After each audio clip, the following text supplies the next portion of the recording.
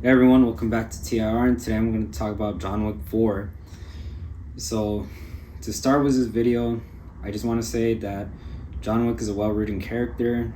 He's changed so much from the first movie, and change is kind of a big word with John Wick because, how much can he possibly change from a killer assassin? But I think he's changed in the sense that he's realizing what he has to do to finally be set free from the council and the Assassins Guild. And it's not easy for him. You see him go through many challenges, many things that can get him possibly killed, and obviously many scenes where he would have been killed. And it just goes to show that you have to watch this movie like you're playing a video game or watching a superhero movie, because most of the time they're gonna have plot armor, they're not gonna die easily, and doesn't matter how absurd the challenge is, they're gonna take it, and they're gonna be able to deal with the odds no matter how much it is not in their favor. So that's the thing to watch out with this movie. There's a lot of great actors like Donnie Yen. I really miss seeing Lance Reddick. Rest in peace to Lance Reddick. He was great in the previous John Wick movies from the second to the third. I think he would have done great in this film, but some things happen and it's out of our control. So, all respects to him.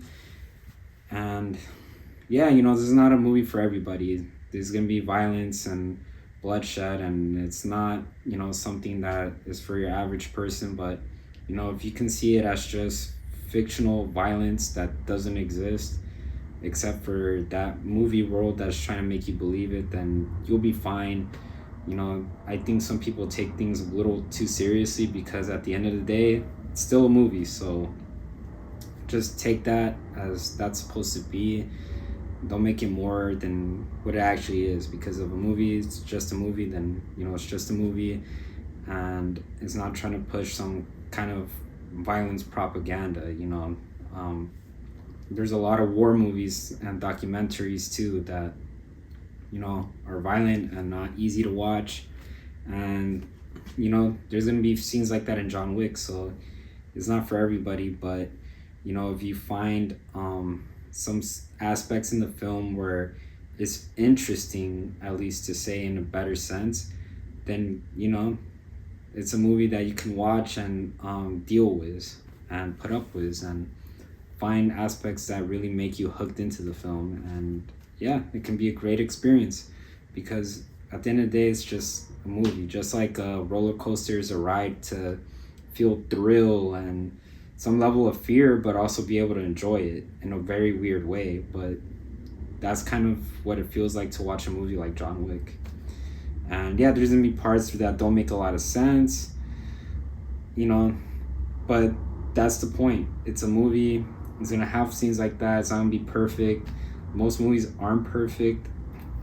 And even if I have movies that I feel like are perfect to me, there's obviously going to be certain flaws that I don't really look into that much, because I still see the movie as being totally great.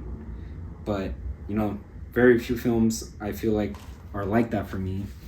And, I still think that they're not 100% perfect, even though I want to believe that they are. It's just human bias. Sometimes you're gonna like things a lot more than other people, so that's just a normal thing that happens. And I think with this movie, it's just great, was him having new enemies, new friends, new challenges. I feel like this movie is supposed to end at 4. If you see the ending, you'll know what I mean. If there's a fifth one, who knows, because there's only rumors. Keanu said that he would make it if the script is good, so we'll see what happens with that. But yeah, everything is speculation right now. I think this movie was written well. There was a lot of nice shots with the city and the characters and the sunrise at the ending scenes. So yeah, there's a lot of good things to say about John Wick, and a few things for me that I had problems with.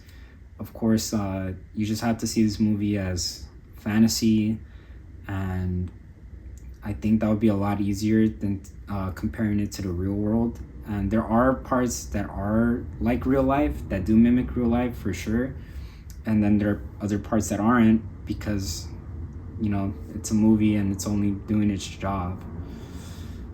So yeah, I think the movie was good overall, and I hope that the bar is set up high should there be a fifth one.